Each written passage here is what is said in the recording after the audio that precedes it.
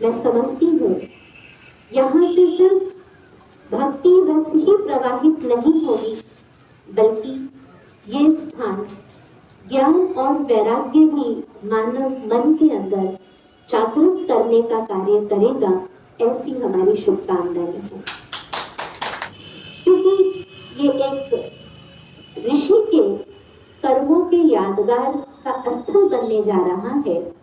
तो परमात्मा ने हमें एक बहुत सुंदर परिकल्पना दी है कि जब भी हम किसी ऋषि के जीवन की गाथा को सुनते हैं तो ऋषि शब्द ही त्याग और वैराग्य को हमारे मानस पटल पर एक छवि के रूप में बिखेरता है।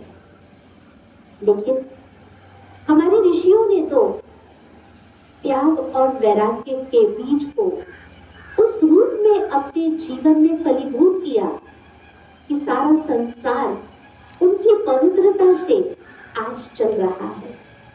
परंतु इन ऋषियों ने हमें एक प्रेरणा दी कि हमारा भी जीवन एक राजा की तरह भी हो और एक ऋषि की तरह भी हो। राजा माना सर्वप्रथम एक ऋषि वही बन सकता है जो अपनी कर्म इंद्रियों का राजा है। मैंने पूर्व में भी कथा में चर्चा की कि आज का इंसान बाह्य चीजों को नियंत्रण करने की कोशिश करता है, लेकिन उसका स्वयं के ऊपर नियंत्रण नहीं है। और जिसने स्वयं पर नियंत्रण प्राप्त कर लिया, अपने मन पर नियंत्रण प्राप्त कर लिया, अपनी इंद्रियों पर नियंत्रण प्राप्त कर लिया, तो स्वयं का राजा है। और जो स्वयं का राजा है वही ऋषि है, अर्थात वही अपने जीवन को बुराइयों से ऊपर उठा करके समाज कल्याण के प्रति समर्पित कर सकता है।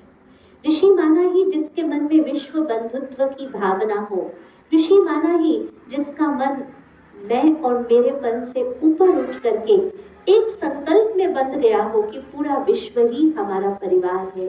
ऋषि वो है जिसके अंदर नित्य भगवान के याद की अग्नि प्रज्वलित रहे। ऋषि वो है जो हमेशा ज्ञान यज्ञ में अपनी बुराइयों का दान करके अपने अंदर प्रभु प्रेम की ज्वाला को प्रज्वलित करके रखे। तो यह धरनी हमारे गौतम ऋषि के कर्तव्यों को आगे बढ़ाने का कार्य करेगी, ऐसी मेरी शुभकामनाएं हैं। और आप सभी इतनी तन्मयता से इस स्थान के डेवलपमेंट में लगे हुए हैं, आप सभी को बहुत बहुत बहुत बधाई। आज बेगूसराय सदर प्रखंड के खम्हार स्थित गौतम धाम मंदिर का दर्शन आप लोगों को करवाता हूँ। हम शुरुआत करते हैं कि सर महर्षि गौतम थे। शास्त्रों के अवलोकन से, जैसे आप अगर मत्स्य पुराण का अवलोकन करेंगे तो उसमें साफ साफ लिखा हुआ है कि महर्षि गौतम ब्रह्मा के पुत्र थे और ब्रह्मपुत्र गौतम। कहीं कहीं ये पता चलता है कि अंगिरा वंश में गौतम ऋषि आते हैं। और महर्षि गौतम की सबसे बड़ी प्रतिष्ठा यह है कि विश्व के अंदर में अन्याय के विरुद्ध सर्वप्रथम आवाज उठाने वाले ऋषियों में एक महर्षि गौतम ही हैं। वो न्याय दर्शन के प्रणेता हैं, इसी रूप में सारे विश्व में उपपूजित हैं। ये हैं हमारे महर्षि गौतम। जहाँ तक आपने जो संकेत दिया, कुछ वर्षों पहले, कुछ 100 वर्ष पहले आदि गुरु शंकराचार्य जी ने सनातन धर्म की स्थापना के लिए जो प्रयास किया, 4 दिशाओं में 4 धाम बनाए। इसके पूर्व भी सनातन धर्म पर बुद्धिवादियों ने आक्रमण किया था और बुद्धिवादियों के आक्रमण से सनातन धर्म पराभूत होने लगा। देवता सहित ऋषिगण ब्रह्मा जी के पास गए कि सनातन धर्म की रक्षा कैसे होगी। ब्रह्मा जी ने कहा कि मेरा एक संतान इंद्रिय विजयी, जिसने इंद्रियों को दमन करके विजय प्राप्त कर लिया है, महाज्ञानी महर्षि गौतम ही हैं।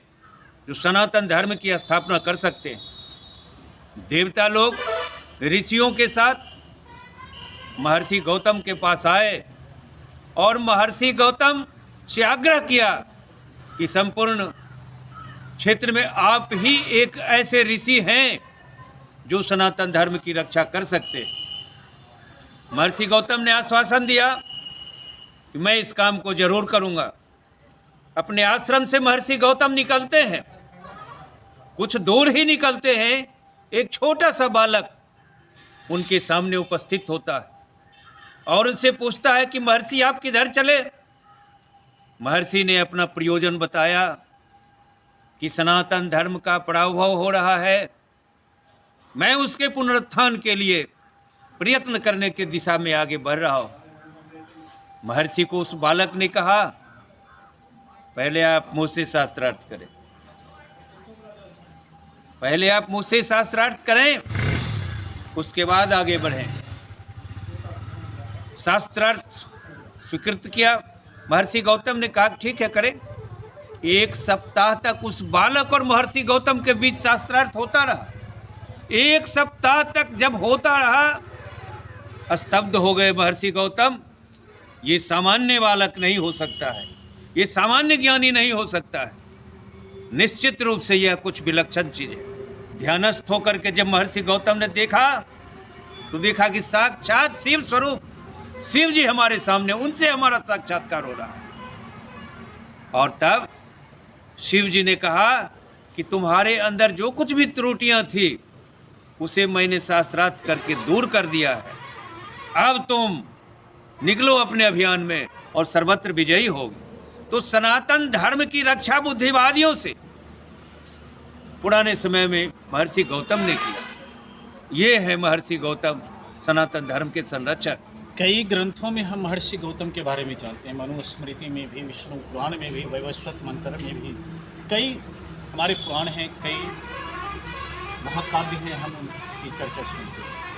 अब आते हैं अगले प्रश्न पर सर, कि वर्तमान में जो कली काल की एक चरम सीमा चल रही है और इस चरम सीमा पर खम्हार ऐसे गांव में गौतम धाम मंदिर की स्थापना करना सब कितनी प्रासंगिकता रखती है?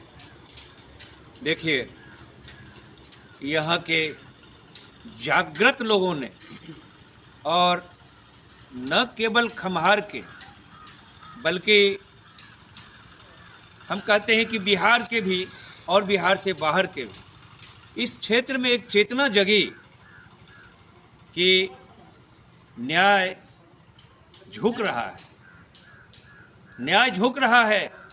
और न्याय को बढ़ावा देने के लिए न्याय दर्शन के प्रणेता के सम्मान में हम लोगों को कुछ न कुछ करना चाहिए। ये समाज जो है, खास करके बेगूसराय जिला, श्राद्ध भोज के नाम पर कितना खर्च करता है। तो श्राद्ध भोज की महत्ता थी, वक्त वह था जब अन्न के अभाव में लोग तरसते थे, अन्न नहीं मिलता था। वो कहा गया है अन्नदान महादान, लेकिन काल क्रम से हमारे देश में अन्न का कमी अब नहीं है। तो यहाँ के स्थानीय लोगों ने खास करके यह विचार मंथन करके किया कि जो ऐसे कार्यों में धन का अपव्यय होता है, क्यों नहीं उसका शिफ्टिंग कुछ रचनात्मक कार्यों की ओर किया जाए।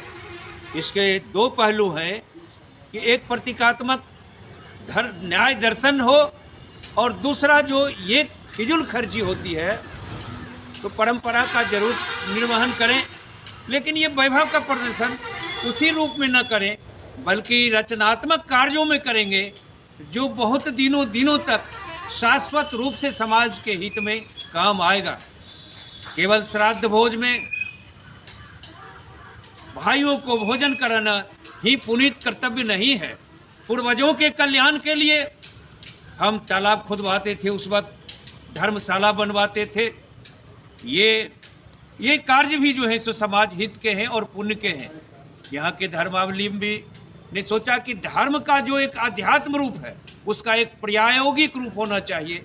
यहाँ के लोगों ने यह सोचा कि यह एक स्थान पर्यटक के दृष्टिकोण से, अध्यात्मवाद के दृष्टिकोण से धार्मिक दृष्टिकोण से और खास करके संपूर्ण समाज के, गौतमों ने केवल गौतमों के लिए इसकी स्थापना नहीं की है और केवल गौतमों का ही योगदान इसमें नहीं है, बल्कि समाज के सभी तरह के वर्गों का इसमें सहयोग है। ये बात निश्चित है कि कुछ महापुरुषों ने दिल खोल करके समर्पण भाव से सहयोग किया है। उनके समर्पण के प्रति संस्थान आभार व्यक्त करता है, नाम लेना नहीं है, लेकिन कुछ ऐसे हैं महापुरुष जिन्होंने तन मन धन से इस कार्य को आगे बढ़ाने में सहयोग दिया है और उनका नाम लिए बगैर मैं हृदय से उनका अभिवादन करता हूँ, उनका वंदन करता हूँ। और इसमें लोकहित के दृष्टिकोण से एक बात तो तय है कि यहाँ अभी इस स्थल का ब्यूटिफिकेशन नहीं हुआ है, लेकिन पिछले लगन में जो अभी बीता है 2021 नहीं, ये जस्ट अभी जो चल रहा है 22 जो बीत रहा है, 22 का जो लगन का जो सीजन था, इस लगन में कम से कम 20 जोड़ा का विवाह यहाँ संपन्न हुआ इस मंदिर के प्रांगण। तो इसका मतलब हुआ कि डाइवर्सन हुआ ना, जो वैभव प्रदर्शन के लिए हम घर पर खर्च करते हैं और सामान्य लोग जो खर्च नहीं कर पाते हैं, ये इस पवित्रतम तीर्थ स्थल पर आकर के अपने परिवार का मांगलिक कार्य संपन्न करते हैं। यह तो प्रत्यक्ष हो रहा है, लेकिन आगे इसका और भी उद्देश्य है जो हम लोग करते जाएंगे बाद में धीरे धीरे। कुछ हमारे दर्शक लोग जो ये नहीं जानते होंगे कि गौतम धाम मंदिर है, ऐसी भी बातें होती हैं। तो सर, बेगूसराय अगर कोई दर्शक श्रद्धालु भक्त आए तो गौतम धाम मंदिर तक कैसे आ सकते? देखिए, बेगूसराय जिले का मुख्यालय है और बेगूसराय रेल मार्ग से और रोड मार्ग से, पथ मार्ग से जुड़ा हुआ है। तो हम बेगूसराय आसानी से मुख्यालय रेल मार्ग से या परिवहन मार्ग से पहुंच सकते हैं। और जब हम बेगूसराय पहुंचेंगे तो बेगूसराय से स्टेट हाईवे SH55 रोसड़ा की तरफ जाती है और बेगूसराय से रोसड़ा की ओर जाने में यह धाम 8वां-9वां किलोमीटर के बीच अवस्थित है। और इसका सामने से जो परिचय है, आगे में गौतम सरोवर है जिसका ब्यूटिफिकेशन निकट भविष्य में होने वाला है। और यहाँ के जो भारत सरकार के जो ग्रामीण विकास मंत्री हैं, उनका काफ़ी जोर है कि इस स्थल का विकास हो। यहाँ के जो विधायक हैं, नगर विधायक कुंदन जी, उनका भी इस ओर ध्यान है। मटिहानी के विधायक जो है राजकुमार जी, उन्होंने भी आश्वस्त किया है इसके विकास के लिए हमसे जो कुछ भी बन पाएगा हम करेंगे। और सर्वेश जी माननीय विधान पार्षद हैं, उन्होंने भी आश्वस्त किया है। और दूर दूर के यहाँ आए थे विधान पार्षद जो भूतपूर्व मंत्री रह चुके हैं केंद्र सरकार के, संजय पासवान जी, उन्होंने भी आश्वासन दिया कि ये जगह, इतना सुंदर जगह का चयन किया है तो इस जगह का विकास करना बहुत ही आवश्यक है। और सबसे बड़ी बात यह है, मैं धन्यवाद देता हूँ, बधाई देता हूँ उन व्यक्तियों को जिन्होंने इस बात को सोचा कि गांव के लोगों ने शहरों को सींच कर शहरों में चमक पैदा किया है, लेकिन गांव का चमक खत्म होता जा रहा है।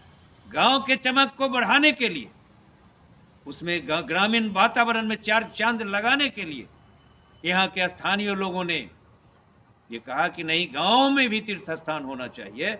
और ये आगे चल करके आप लोगों का आशीर्वाद रहेगा, सहयोग रहेगा, तो निश्चित रूप से बिहार के गौरवमय स्थान में इसकी गिनती होगी। सर, अंतिम प्रश्न मेरा है कि वह 5 गांव, जिन्हें पंचभ्राता भी आप लोग कहते हैं, गौतम ऋषि के वंश, कि गौतम ऋषि के वंश है, सर कौन कौन है जिन्होंने इसकी शुरुआत की? देखिए, ये पंचभ्राता, यहाँ जो गौतम गोत्र के लोग हैं, कम लगभग 500 वर्ष पहले मोहन एव, जो बेगूसराय से थोड़ी दूर दक्षिण अवस्थित है, मोहन एव डीह, पुराना डीह, 5 गांव उससे बने।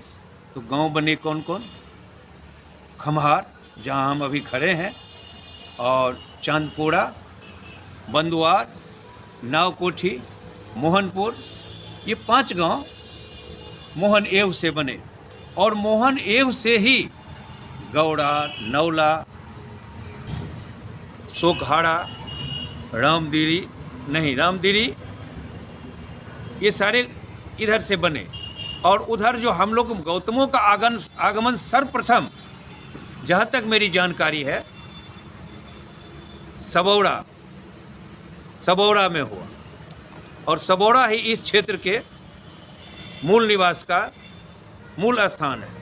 कुछ गांव, गौतमों के कुछ गांव जैसे रतनपुर, बिशनपुर और हेमड़ा, ये बनारस से यहाँ आकर के बसे हैं इनके पूर्वज। जहाँ तक ये कहना है कि पंच भ्राताओं ने ही इसकी शुरुआत की, मैं इस बात से पूर्ण रूपेण सहमत नहीं हूँ। यह स्थान जो है निश्चित रूप से गौतम गोत्रियों ने इसका सूत्रपात किया। उनके सोच को मैं धन्यवाद देता हूँ कि उनकी यह बहुत बड़ी सोच है। लेकिन इस जगह को लोकहित में, सर्वलोक हित में, बहुजन हिताय बहुजन सुखाय नहीं, सर्वजन हिताय सर्वजन सुखाय, इसका विकास का उद्देश्य है। तो दूसरे भाइयों ने, पंच भाइयों के अतिरिक्त रामदिरी के लोग, सबौड़ा के लोग, कपसिया के लोग, चंदपुरा के लोग, कटरमाला के लोग, समूह के लोग, दलसिंह सराय एरिया के लोग, इन लोगों ने काफ़ी सहयोग किया है, जिसका ये रूप आज हमको दिखाई पड़ रहा है। और इस जगह को गौतम धाम नाम अवश्य है, न्याय धाम जरूर अब इसका नाम है, लेकिन इन सीमाओं के अंदर में इसे सीमित नहीं किया जा सकता है। ये अगर कहीं कोई इसकी व्याख्या उस रूप में करते हैं तो इनकी संकीर्ण धारणा है। ये जिला वासियों का गौरव है, बिहार वासियों का गौरव है, और हम सबको, समाज के प्रत्येक लोग को मिल करके, न यहाँ जाति बंधन है न गोत्र बंधन है, यहाँ सभी लोग को मिल करके समन्वित हो करके इस स्थान के विकास के लिए कार्यक्रम करना चाहिए, विकास में योगदान देना चाहिए। ये हमारी सभी लोगों से आग्रह है। बहुत बहुत धन्यवाद सर।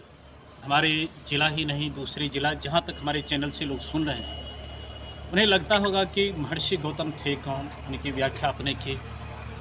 आप लोगों जो गौतम गोत्री है, उनका आगमन खमहार मोहनपुर में कैसे हुआ, इसकी व्याख्या आपने की। और सबके मन में एक द्वंद्व जो घूम रहा था कि ये गौतम गोत्रीय जो खमहार मोहनपुर के लोग हैं, अपने जगह पर महर्षि गौतम धाम स्थापित किए हैं, आपने उन्हें सर्वधर्म हिताय सर्वकर्म हिताय से जोड़ा। सबों को ये लगेगा कि निश्चित रूप से यह धाम सर्वजन हिताय सर्वकर्म हिताय के लिए है।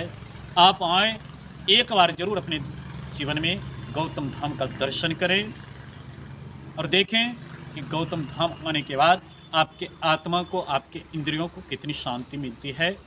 तो एक बार जरूर आएँ। राणा जनसंवाद और सिटी न्यूज़ महाराष्ट्र, इतना ही।